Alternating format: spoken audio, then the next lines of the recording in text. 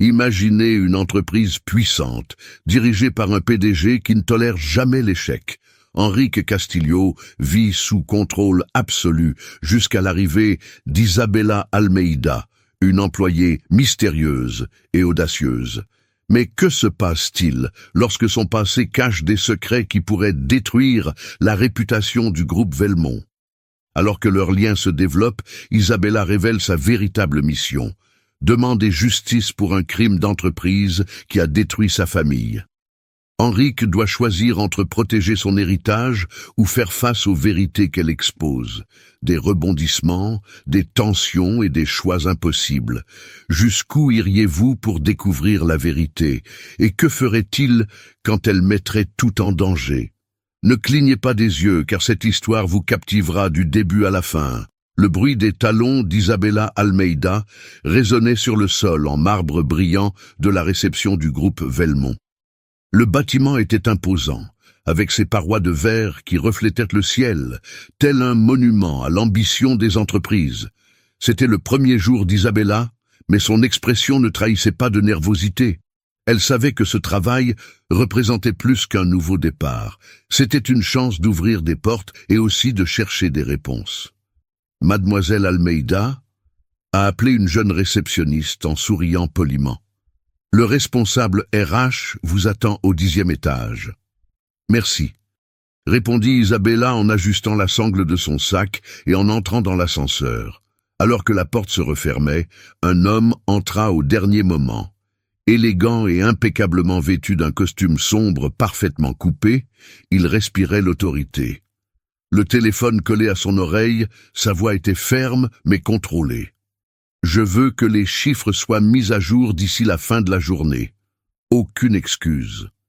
Il a mis fin à l'appel et a finalement remarqué la présence d'Isabela. « C'est le premier jour ?» a-t-il demandé avec un sourire discret.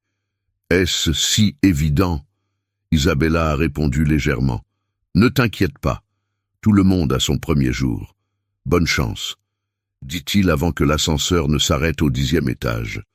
Elle descendit, mais son regard la suivit quelques instants. Alors qu'elle marchait dans les couloirs, Isabela ne parvenait pas à sortir de son esprit cette réunion. Qui était cet homme? La réponse est venue quelques minutes plus tard, lorsqu'elle est entrée dans une salle de réunion.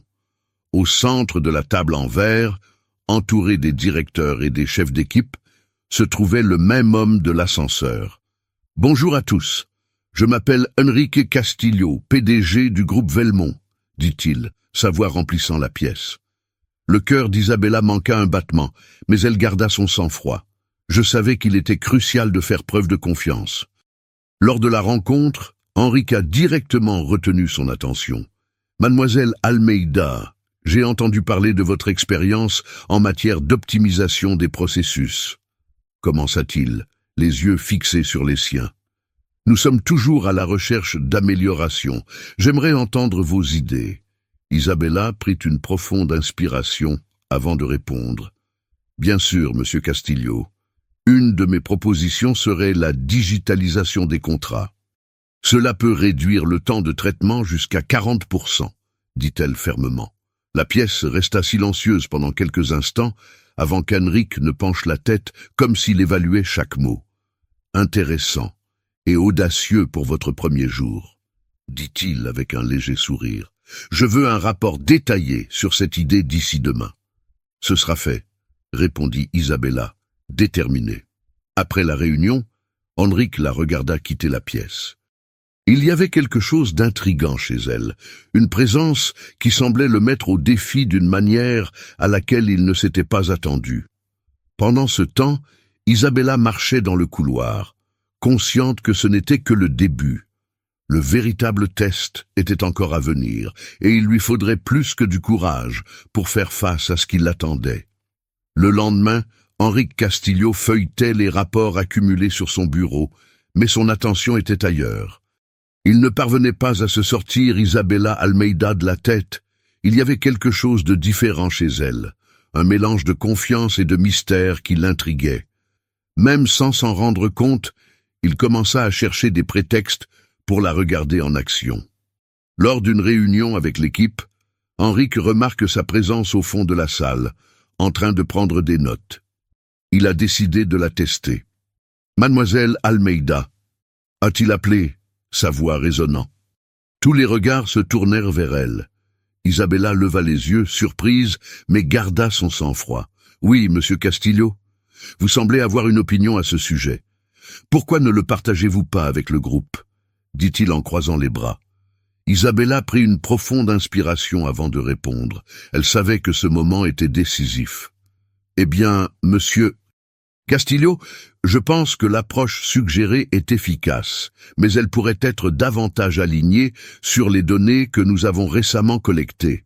Nous pouvons intégrer les étapes 2 et 3 pour gagner du temps, dit-elle en désignant la diapositive sur l'écran.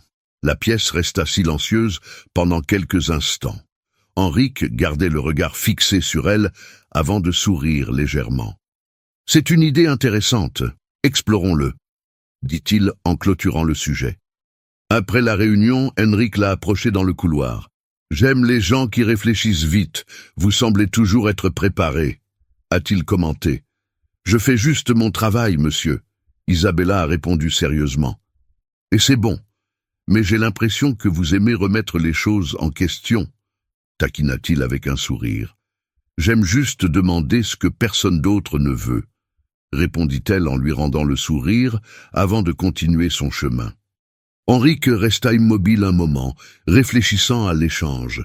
Elle l'intriguait vraiment. Plus tard, dans la journée, il l'a trouvée dans l'espace commun de l'entreprise, en train d'examiner des documents. Il décida de se rapprocher à nouveau. « Tu ne t'arrêtes pas, n'est-ce pas ?» dit-il en regardant les feuilles dans sa main. « Pas quand il y a beaucoup à faire, » répondit Isabella sans lever les yeux. « Et tu travailles toujours seul ?» Il a insisté.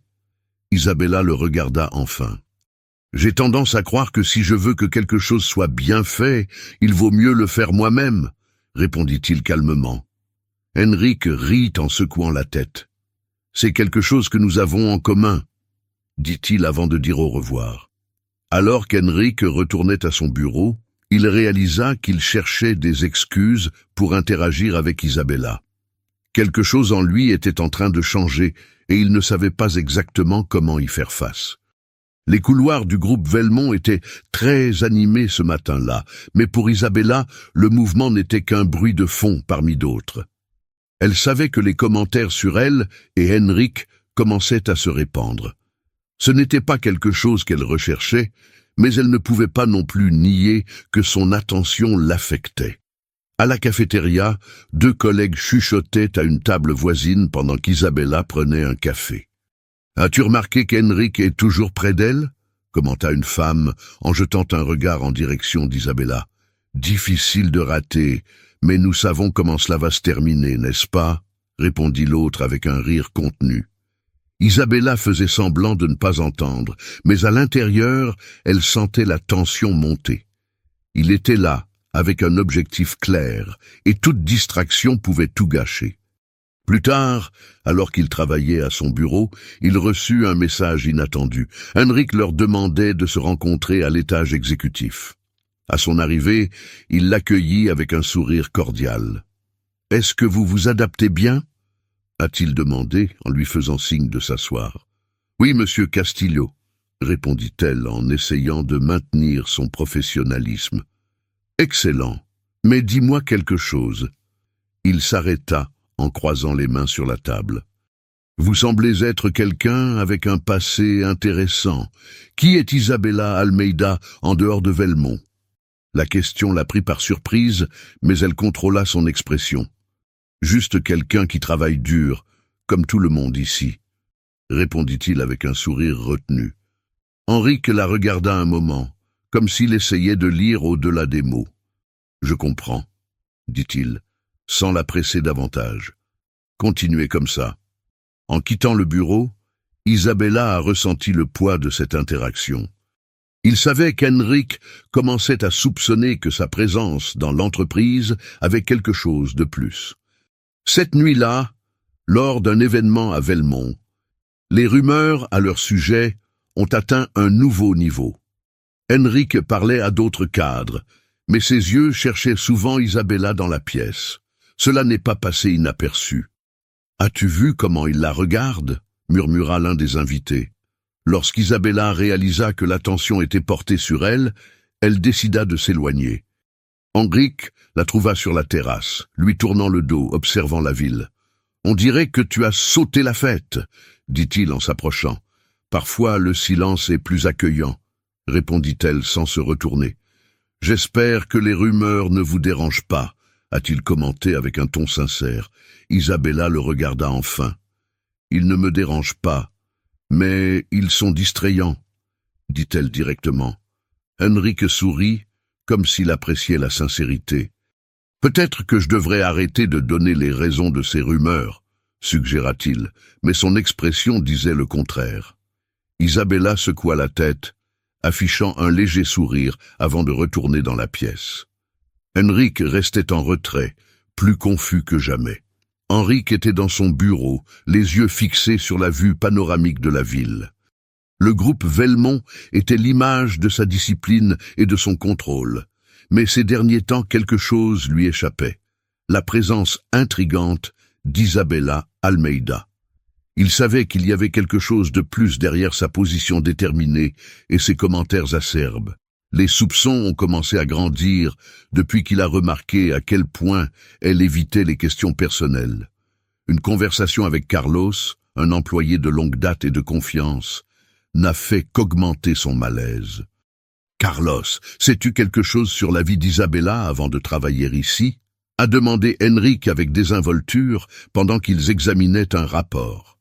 Carlos hésita avant de répondre. « Pas grand-chose, monsieur Castillo. Mais j'ai entendu dire que son père, Ricardo Almeida, travaillait pour l'une des filiales de Velmont. Il a été licencié il y a quelques années, dans des circonstances compliquées. » Carlos a ajusté sa cravate, visiblement inconfortable.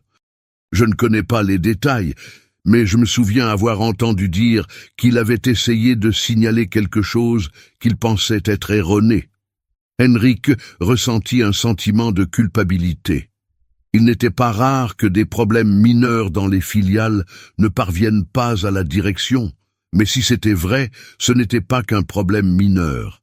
C'était quelque chose qui pourrait ternir son entreprise et sa conscience.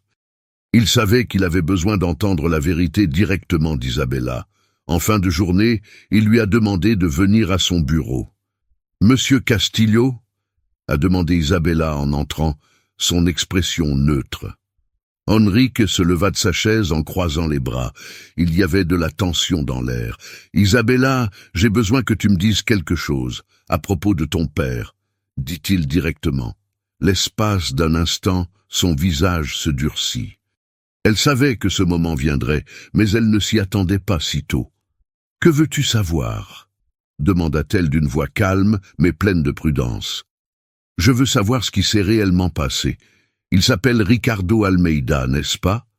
Avez-vous travaillé pour Velmont ?» Henrique pressait. Isabella prit une profonde inspiration avant de répondre. Il a décidé qu'il était temps d'exposer la vérité. « Mon père, Ricardo Almeida, a consacré 15 ans à Velmont.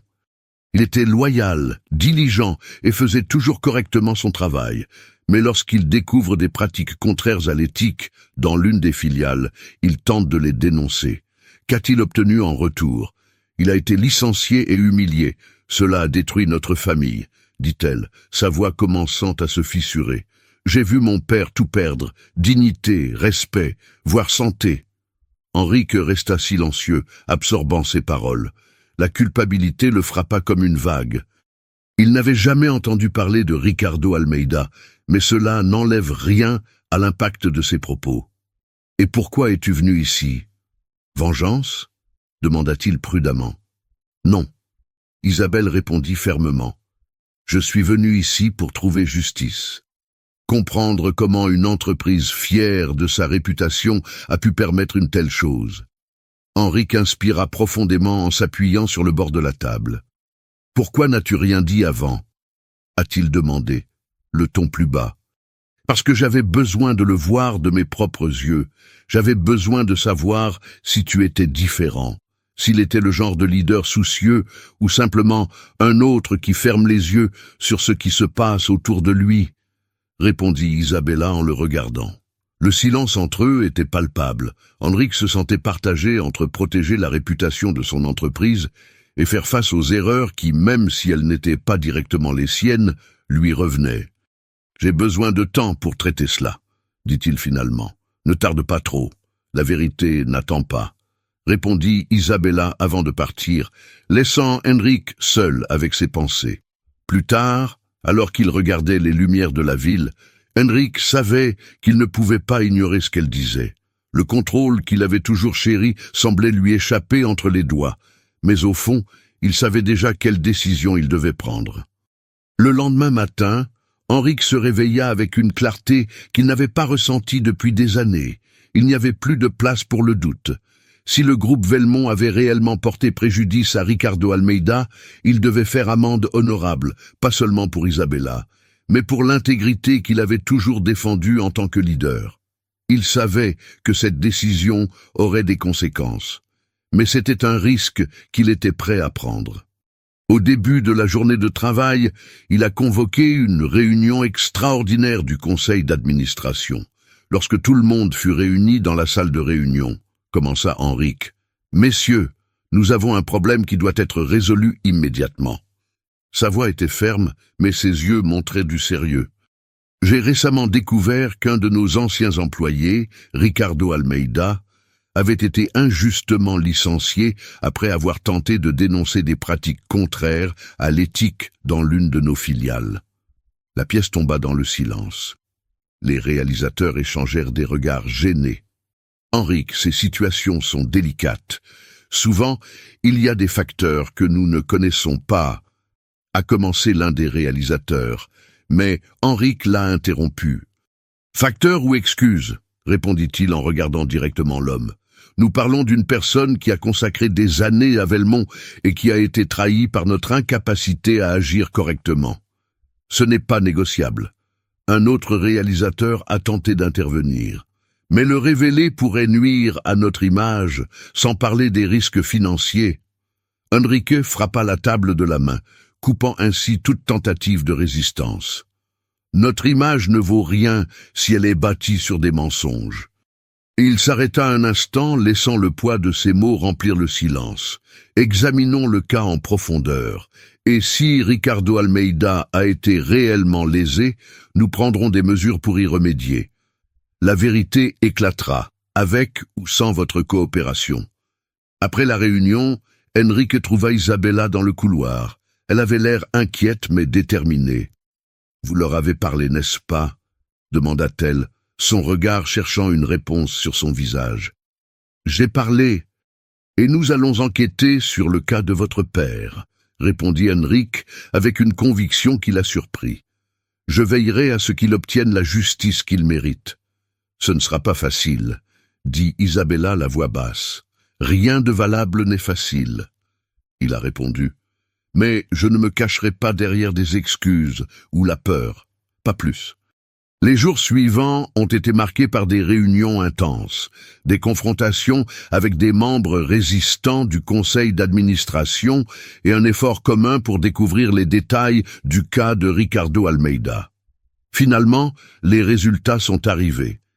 La filiale avait manipulé l'information pour dissimuler des échecs et Ricardo a été utilisé comme bouc émissaire. Henrik a convoqué une conférence de presse, au cours de laquelle il a reconnu les erreurs du groupe Velmont et a annoncé la création d'un fonds d'indemnisation pour les travailleurs lésés dans des situations similaires. Isabella a regardé l'émission depuis chez elle, ressentant un mélange de soulagement et d'admiration. Cette nuit-là, Henrik est allé la voir. Ils étaient sur la terrasse de leur appartement, regardant les lumières de la ville. « J'ai fait ma part, Isabella. Mais j'ai besoin de savoir. Et nous ?» demanda-t-il en se tournant vers elle. Isabella sourit légèrement, mais il y avait du sérieux dans son expression. « Tu as prouvé que tu étais différent, Henrik. Qui pourrait être le leader que j'espérais trouver? Mais cela ne concerne pas seulement nous.